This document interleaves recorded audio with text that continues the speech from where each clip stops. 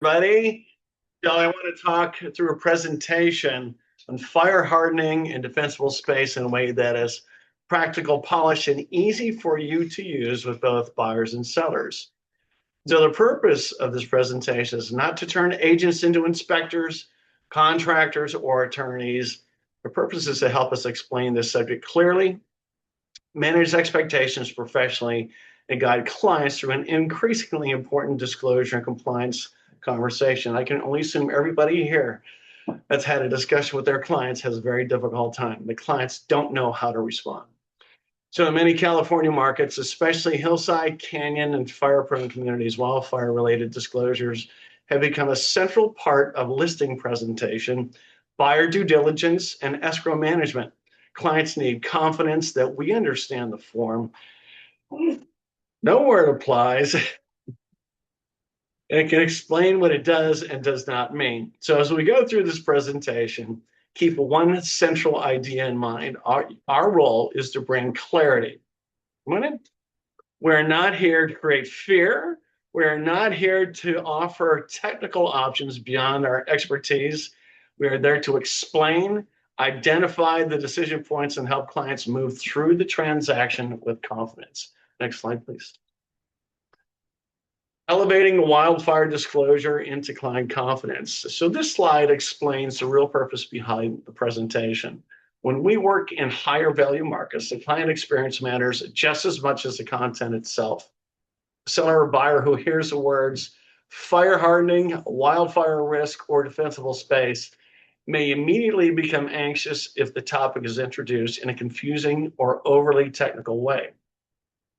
So that's why it's our goal to elevate the conversation. We want to frame this as a professional advisory discussion, not as a crisis discussion. For luxury listings, especially, clients expect their agent to bring calm, organization, and clarity. So the first idea here is context.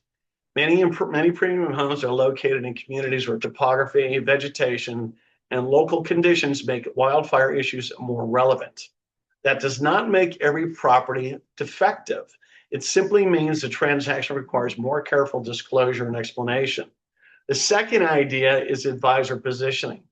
As agents, we help clients understand the form without crossing into technical discipline that belong to inspectors, contractors, or legal counsel. When we stay in our lane and speak with precision, we create trust. Third idea is transaction clarity. Ultimately, we want to help the parties understand what is being disclosed, what may need further investigation, and who is taking responsibility for any compliance-related follow-up. Next slide, please. So 2 conversations in 1 document. One of the most important ways to explain this form is to make clear that it covers 2 separate conversations. The first conversation is home fire hardening disclosure. This is the structural side of the discussion. It deals with the features of the property that may make the home more vulnerable to wildfire flying embers. And it also asks a certain low-cost retrofit work that may have been completed during the seller's ownership. The second conversation is defensible space allocation. This is the compliance and responsibility side of the discussion. It deals with whether the property is compliant, whether there is documentation, and whether the buyer or seller will be responsible for achieving or documenting compliance.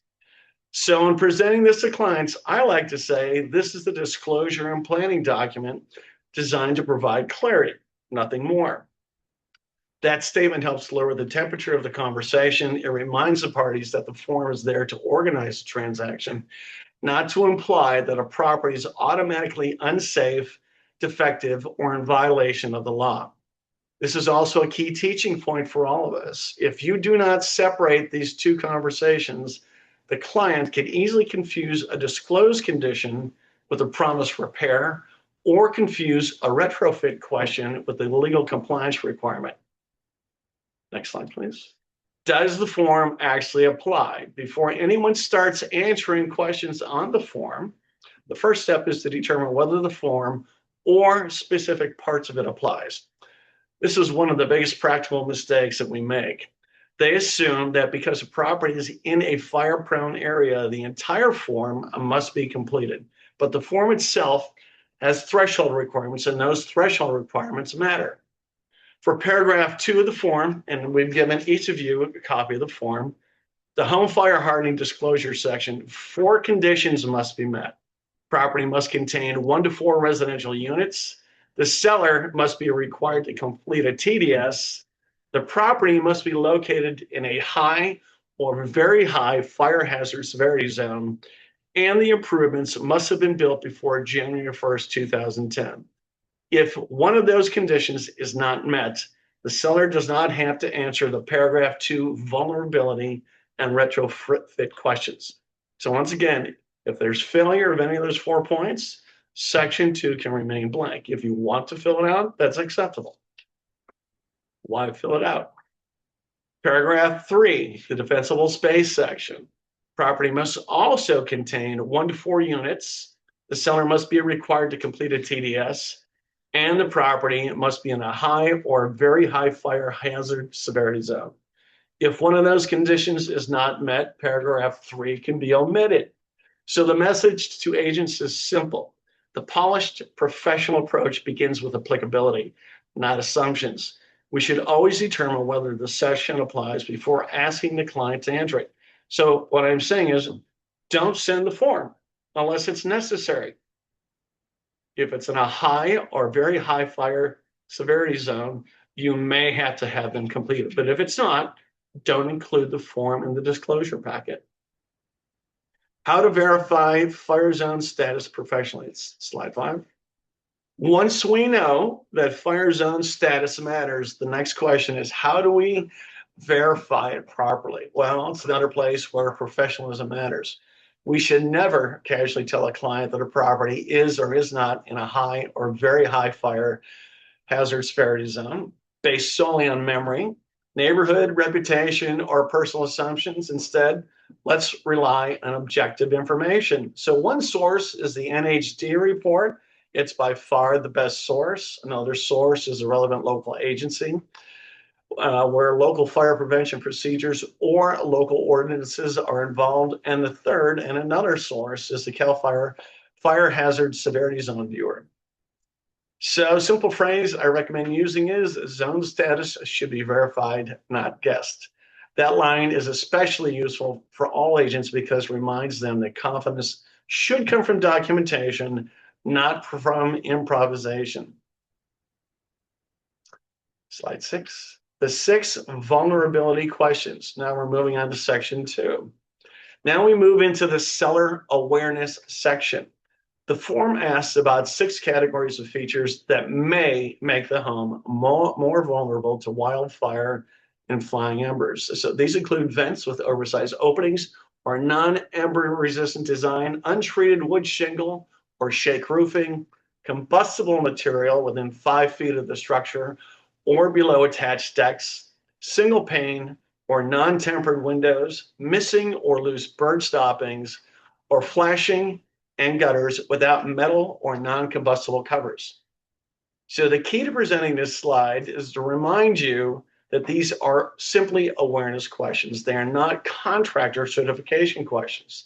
The seller is being asked what they are aware of, not what a technical expert would conclude after inspection. So your approach when speaking to a client would be based upon the following: disclosures based on seller awareness, not technical speculation. So that means we should not push a seller to guess. We should not translate uncertainty into certainty, and we should not make the seller feel that they need to be an expert in construction standards to answer the form. If the seller knows, the seller answers. If the seller does not know, then that uncertainty should be handled honestly, and further inspection or evaluation can be made. Are they required to like get on the roof and look at these things? Or? No, there's no requirement for them to get up on the roof, do anything like that. There's no requirement for them to perform or complete any type of an inspection. It's what they are aware of and nothing more than that. Slide 7. What the low-cost retrofit section is really doing. So section 2C, the form includes a list of low-cost retrofit items identified by CAL FIRE and related state guidance. These include things like a Class A roof, bird stops, non-combustible gutter covers, spark arresters, ember-resistant vents, ceiling gaps, improving siding conditions, like caulking them, for example, upgraded weather stripping, tempered windows, compliant deck or siding materials, screen skylights, and flashing at deck-to-wall intersections. The best way to explain this section is to say that it is asking what work, and this is very important, was completed during the seller's ownership. And that's exactly what the form is asking. It is not by itself a certification that the property is fully fire hardened. So that distinction matters. A seller may have completed some upgrades, but not at all. A seller may have had similar work done, but may not know whether it satisfies the exact current standard reference in the form.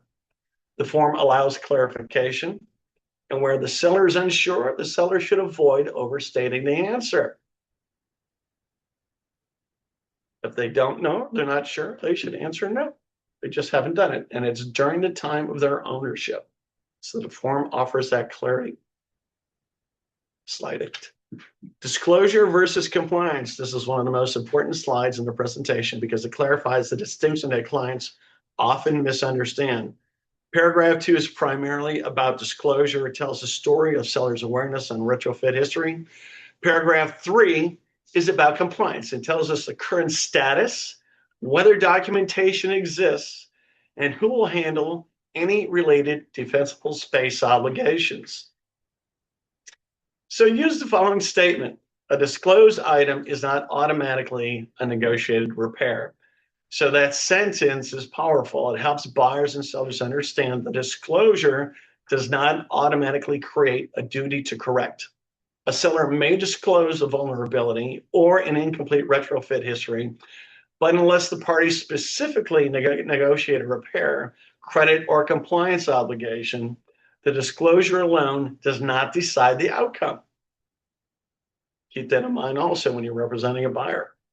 Likewise, the presence of compliance issues does not automatically mean that the seller must solve it. That depends on how paragraph 3 is completed and what the parties agree to. So if clients understand the distinction early, many later misunderstandings can be avoided. Now that we understand when the form applies, let's separate the disclosure side from the compliance side, because that distinction is where most confusion begins.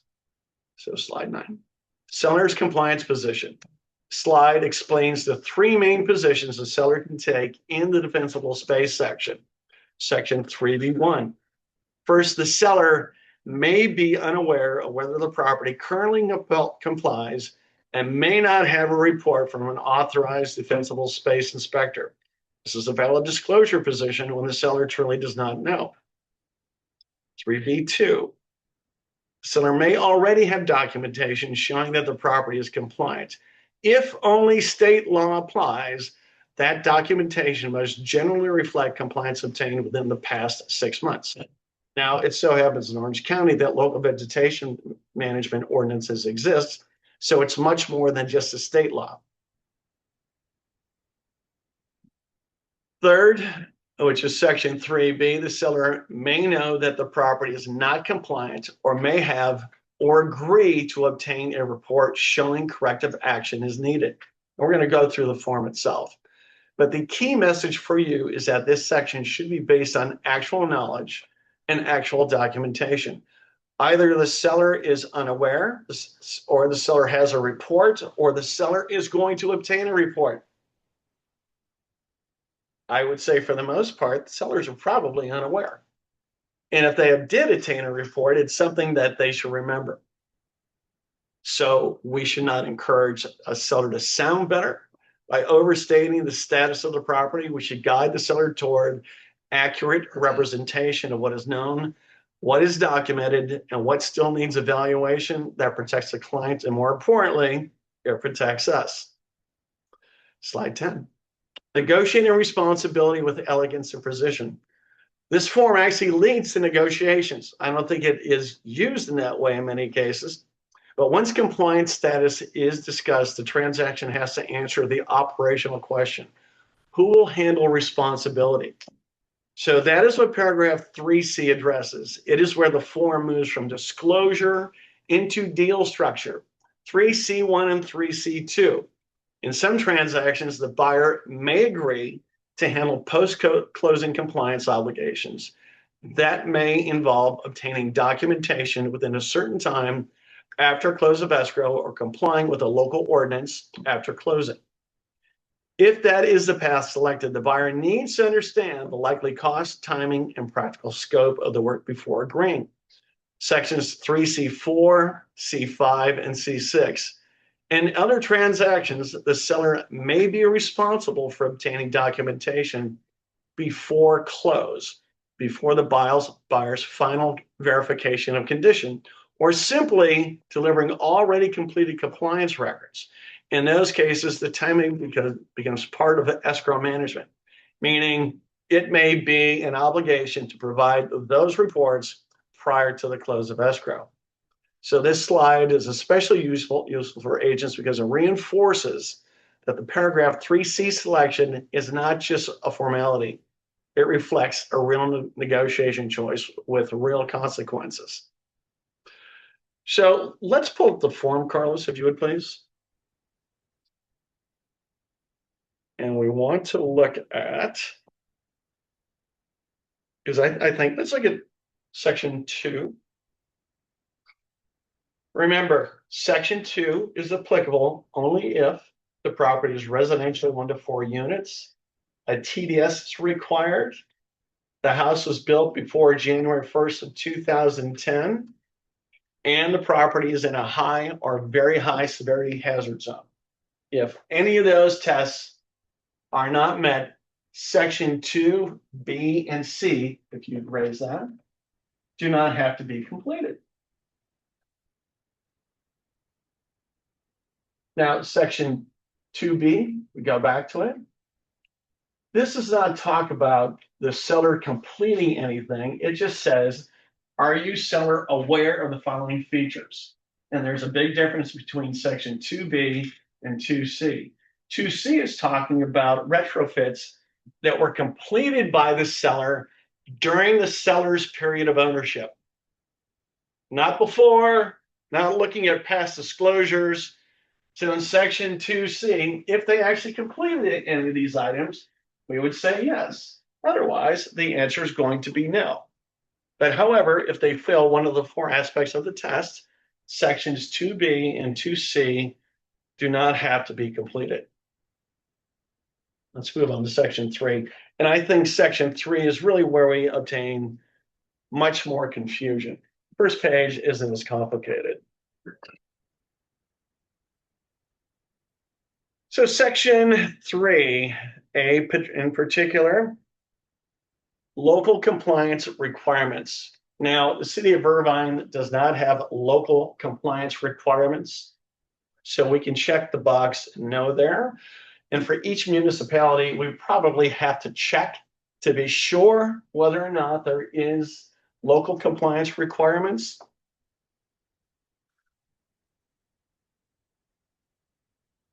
But then let's go down to section 3B, seller representation and property compliance. We're going to look at section 3B1. The default response is seller is unaware of whether the property is in compliance with the applicable state or local defensible space law.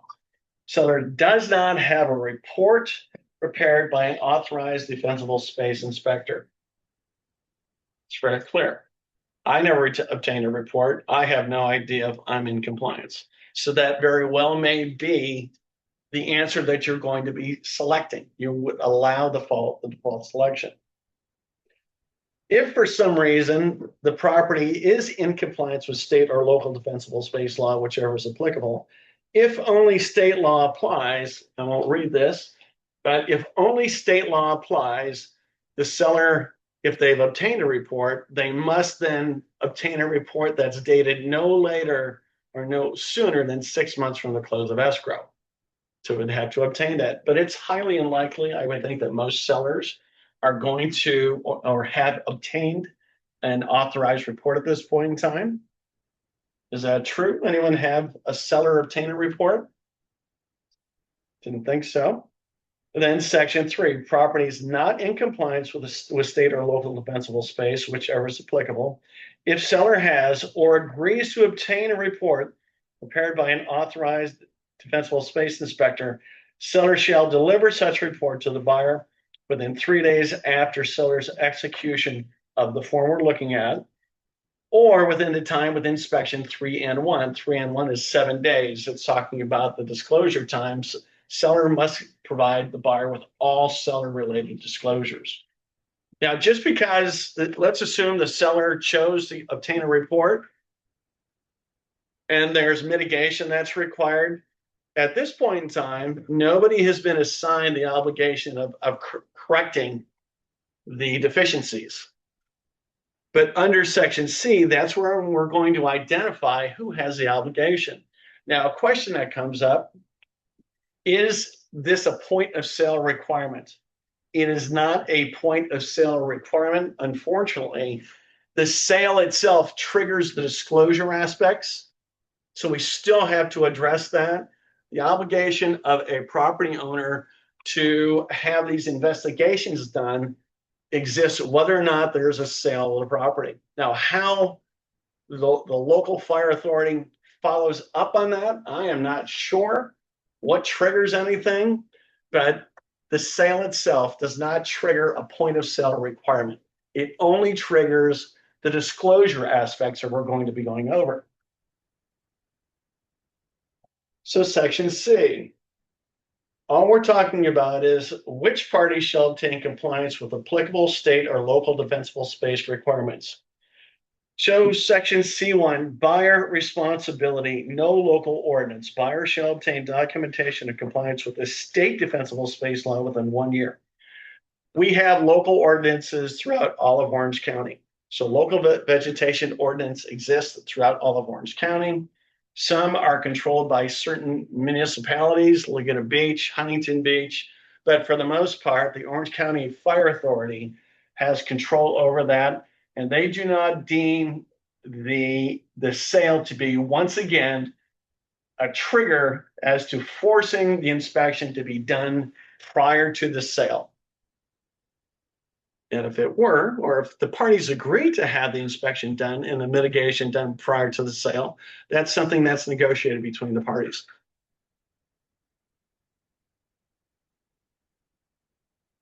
Let's look at section 3C2.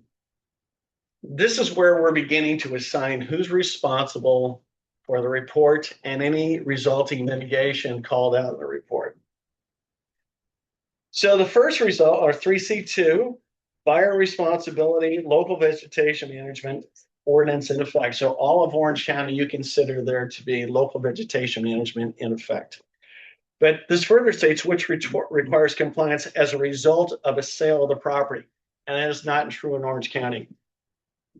The sale triggers the obligation of disclosure, but nothing more than that.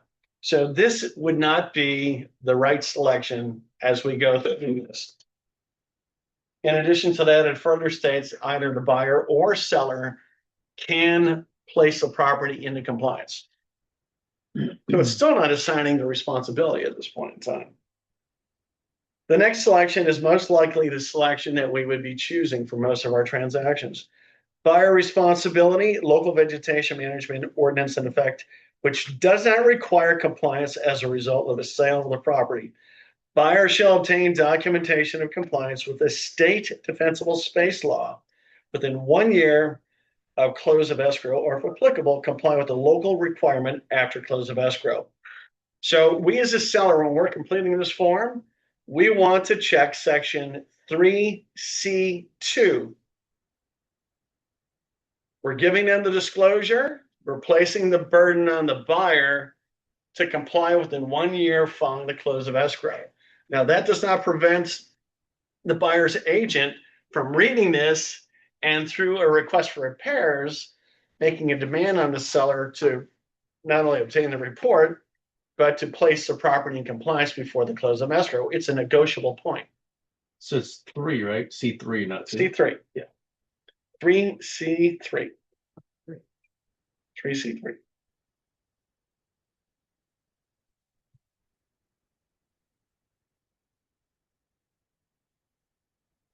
And if we look at section 3C4, seller responsibility requires compliance as a result of a sale of the property. Remember, there's no obligations, there's no point of sale obligations, so that's not going to apply, at least at this point in time. Section 3C5. If only state law applies, seller has obtained documentation of compliance with state defensible space requirements within the last 6 months. For either state or local law, seller shall deliver documentation of compliance to buyer. So this would be an item, for example, that it is based upon a point of sale. Now, excuse me, if they have a state report, they must deliver an updated state report if the prior report that they obtained is more than 6 months old. And then, if for some reason the seller wants to, we can check the box 3C6. Seller responsibility. So the seller is agreeing to get the report and to address any compliance issues. So if we go through it, once again, there is no point of sale requirements. The sale itself triggers the disclosure requirements, nothing more than that. And that's addressed on section 2. All right, so keep that in mind. So we'll complete the report in its totality. That's our obligation. You, if you're representing a buyer, you can notify the buyer that the way that the NHD or the FHDS report is completed could place a burden on them to have their property in compliance within 1 year following the close of escrow. Has anybody had that discussion with their buyers? I think most buyers have no idea. Yes. I'm sorry, what now? Has anyone ever had a discussion with their buyer notifying them that within 1 year following the close of escrow, they're going to have an inspection completed, and if there are any compliance issues, complete that compliance or the mitigation within 1 year following the close of escrow? Yeah. You did. Can I ask you how much it cost your client? To have a conversation, or Oh, no. Do you think they actually did it? or oh, I had a conversation about this form and that got brought up. Okay. So the seller filled out the form incorrectly. That's not a surprise. Yeah. But my client liked to read as well as I do. Uh-huh. So between my TC, myself, my client kind of noticed it, and then just looked into it a little bit more. And so we had them correct the form, which took time. And then we had them call the fire department. You had the seller contact the fire department? The seller actually ended up, the listing agent decided to be compliant. Okay, so So- they had the inspection They had the inspection. and then they went forward. Property was in compliance. It was in compliance. So it was easy.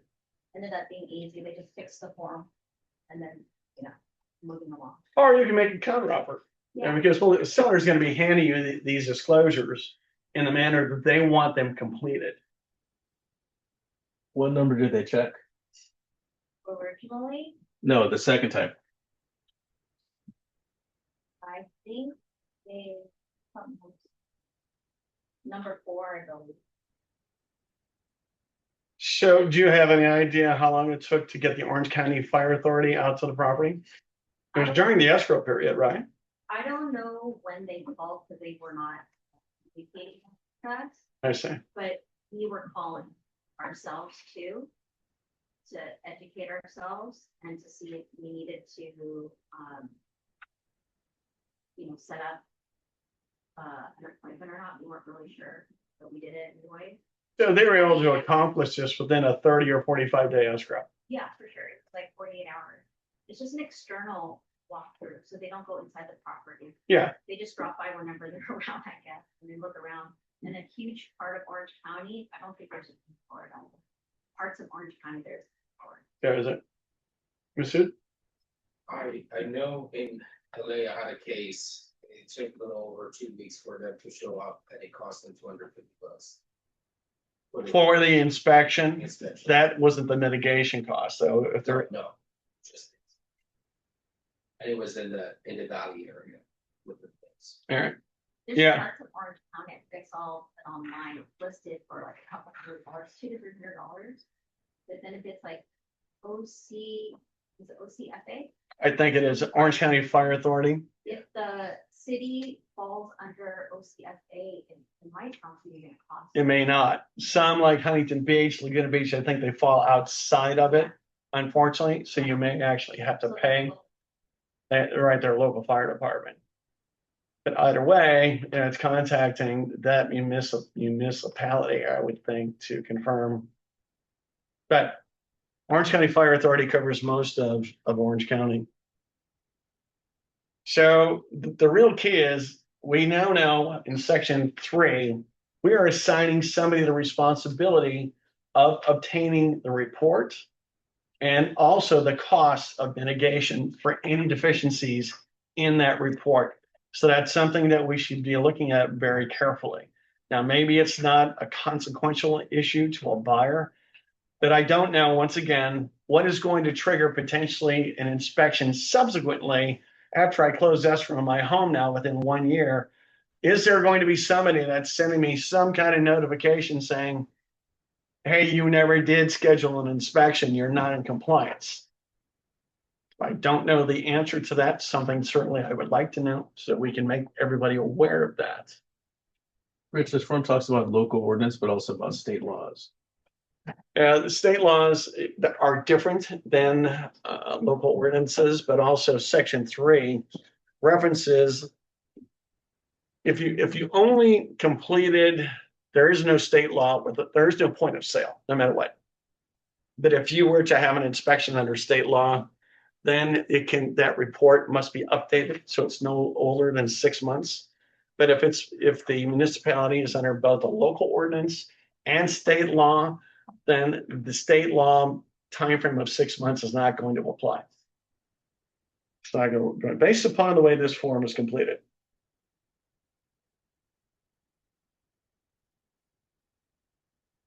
The defensible space decision tree, I think that probably confuses more people than anything.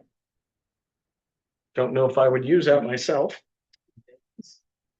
You said yes, it does. No, it said the whole thing is. Yeah, the whole thing is confusing. I don't disagree. That's why we're spending too much time on it, as a matter of fact. So what do most of you do when you're having your seller complete this disclosure? Are you looking at the NHDA report first? Remember, if it's not in a high or very high fire zone, hazard zone, you don't have to complete the form. That's really what it comes down to. But if it is, then you need to make a determine whether or not sections 2 or section 3 must be completed. So, residential, TDS is required. So if there's an exemption to the TDS, then it's not required for either section 2 or section 3. If it's in a high or very high hazard zone, and if for section 2, it must be completed if the property was built before January 1st of 2010. That last qualification does not apply to section 3. What are the ramifications if someone didn't complete any of it? They just signed the form. They just signed the form and they're required to sign the form. If they provided this form, both sides signed, and it's pretty much empty, like nothing's checked. I would say they're required to complete the form, right? Yeah. Let's assume they're required to complete the form. Yeah. This form is just like the TDS. If it's not completed, then from my perspective, it gives the buyer a right of rescission to back out of the transaction. So this has the same effect as a transfer disclosure statement. So it's really something we don't want to put ourselves in a position, especially when we're representing a seller. Make sure it is complete and completed in its entirety. Otherwise, you may give the buyer a right to rescind the transaction. Good to know. Yeah, it's very important. Remember, if you don't provide a TDS and you're required to do so, the buyer can always rescind the transaction. You have 3 to 5 days after receipt. And same thing as this, 3 to 5 days after receipt. So yeah, it has severe implications if we're not completing this. Do we have any specific questions? Hey, Rich, I looked up how it gets triggered. There's not a universal California triggering of it, but the fire authority does random audits across all high fire zones now. And it's not triggered by real estate transfer, but by a parcel number. And it's highly complaint driven. So if a neighbor, an HOA, or an insurance inspection is done, or a claim is done, then that triggers audits in an area. And that confirms what we've been saying. The sale itself does not trigger the inspection. Everybody has an obligation to comply. That's really what it comes down to, no matter who you are. You have an obligation to comply with whatever the requirements are. We have the obligation to have an inspection done of our home and to get a clearance on that. Now, how often do we have to do that? That's a very good question. I guess they can impose it once a year, but they're probably just doing it randomly. Staying here on real estate transactions, like more and more because of like the fires in California. Yes. Property sold, it sells with or without compliance.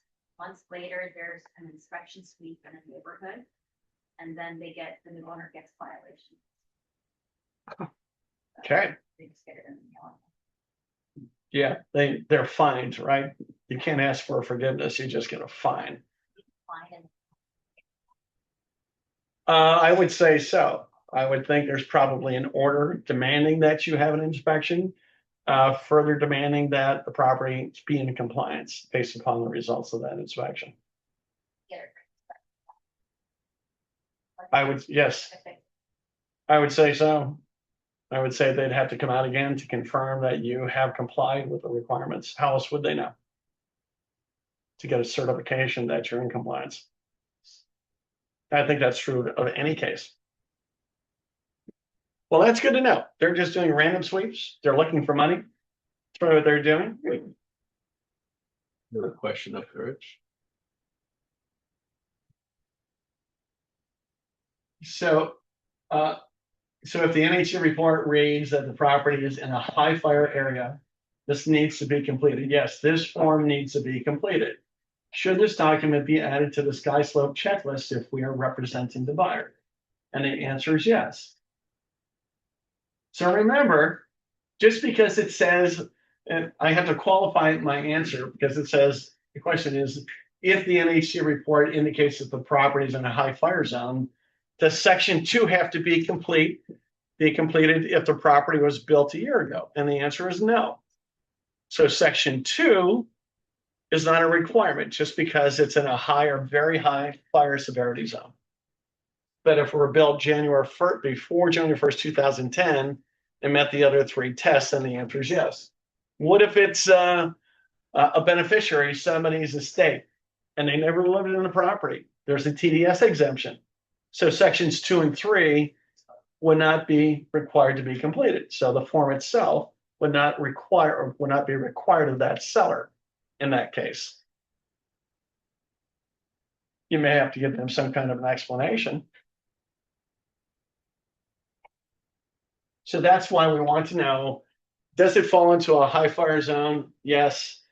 Then the property itself. Does it meet those 4 requirements or 3 requirements based upon sections 2 and section 3? One of them fails, then we don't have to complete it. Any other questions about that? Does that help? Yes. You know how we talked about it at least? All right. So this falls under seller documents, review of seller documents, it's not PA. Yes. Does the compliance part or bringing it up to compliance part fall into that contingency time period too, or? You just give them this form before your contingency. Well, you're going to agree who's going to be responsible. So it's no different than any other repair. If they agree to perform certain repairs, now becomes a contractual covenant. So to say I'm not going to remove my contingencies would be a position that I think is inappropriate. If you're negotiating who's going to be addressing the deficiencies on the report or who's responsible for it, that would be a valid reason to not release my investigation contingency. Like if the seller just says, okay, I'll fix it, I'll take that tree down before the close of escrow. And they put it in writing, yes. They put it in writing and continue on with the escrow and then they just chop the tree down before the close of escrow. Correct. Just like a termite report. Yeah, they may agree to do it, but they probably won't do it until contingencies are removed. Maybe the next person won't care. Okay. I said that was exciting stuff. I have a better understanding myself. And then I don't know, we'll try to work on getting some type of overall grid of all the municipalities in Orange County. Because certain cities, as I think someone pointed out, does not fall within the Orange County Fire Authority, and we may have to contact them directly, and they may have different requirements. But I'm guessing most of them probably follow some similar requirements on the Orange County Fire Authority, meaning there's no point of sale. Well, actually, anywhere in California, there's no point of sale requirement that I'm aware of. So that's something we shouldn't have to be concerned about. Off topic, can you explain to us if this is going to affect buyers agents commissions? Okay. It's agreement to receive nationwide home buyer claims. I have to tell you, I'm just not familiar enough with litigation to comment on that. Nationwide home buyer claims. I'm not sure what the home claims consist of. Anybody know?